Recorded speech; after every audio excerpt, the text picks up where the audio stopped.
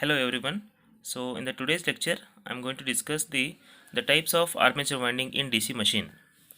So as you all know that the armature winding of a DC machine is always a drum type.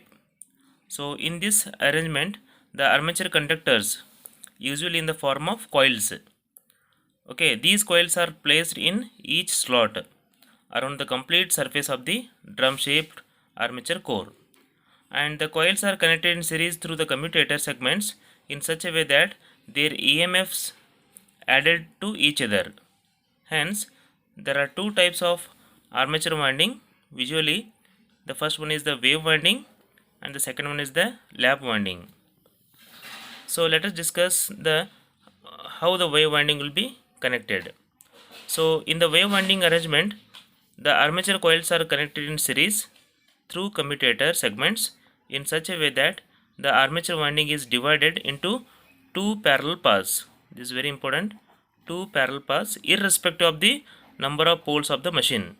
It means that if there are example you can take, if there are 100 total number of coils are 100, okay, exactly there will be two parallel paths.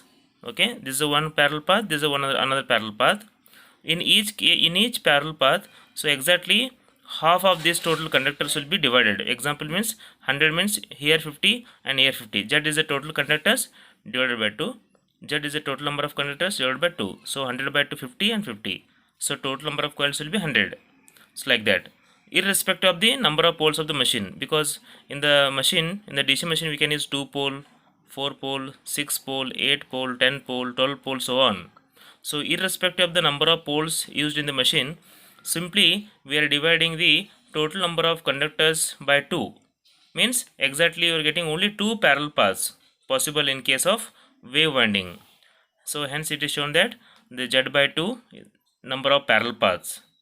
And what about the current? The current in the armature is armature current, that is shown, that is given by IA. So IA by 2, exactly the current also divides. So IA by 2 and IA by 2 flowing in each parallel path. Hence, so we can conclude that in the wave type of winding there are two parallel paths irrespective of the number of poles of the machine. This is the first conclusion. And the second point is each parallel path has Z by 2 conductors in series. Here you can see Z by 2 conductors. And third point is the total EMF generated in DC machine is equal to total EMF per parallel path. Means how much EMF is generated in this path and how much EMF is generated in this path. The sum of these will equal to the total EMF generated in the machine. And that finally armature current IA is equal to 2 into current per parallel path. So how much current is flowing in each parallel path, so multiply by 2, you will get the total armature current. So this is all about the wave type of winding in the DC machine. So now look at the lap type of winding.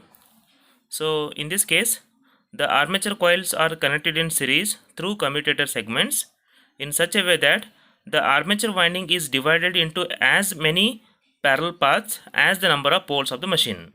See the difference, how armature winding is divided into many parallel paths.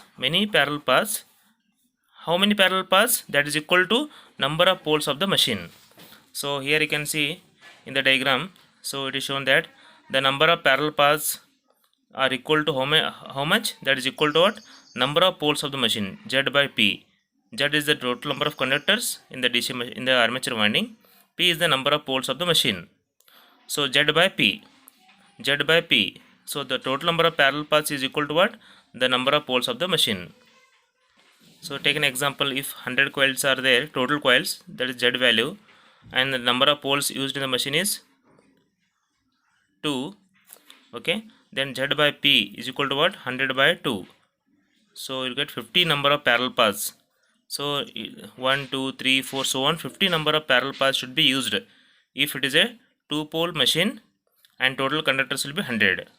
So example, if it is same 100 coils will be there, if it is a 4-pole machine, so then divide by 4. So what will get?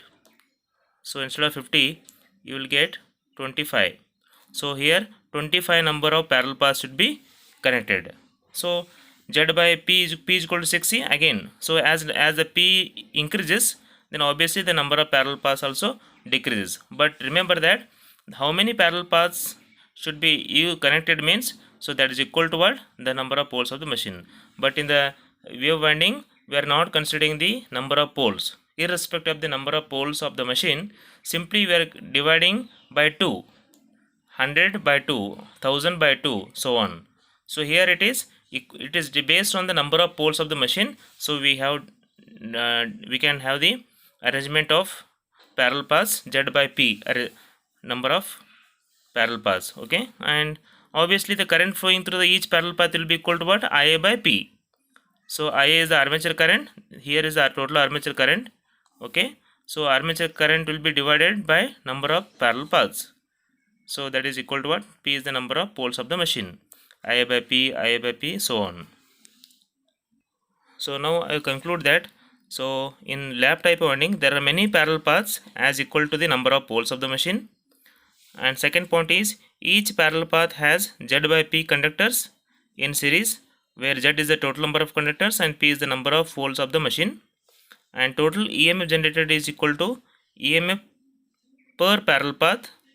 So how much EMF is in this path, how much EMF is total, sum of all the EMF per parallel path is equal to the total EMF generated of the machine. And the total armature current will be equal to what? IA is equal to P into current per parallel path. So IA is equal to P into current per parallel path. So that is the total armature current. So I hope you understood the what is the lap winding and what is the wave winding. Simply, so in the lap, so we have Z by P. In the wave, it is Z by 2. That's it.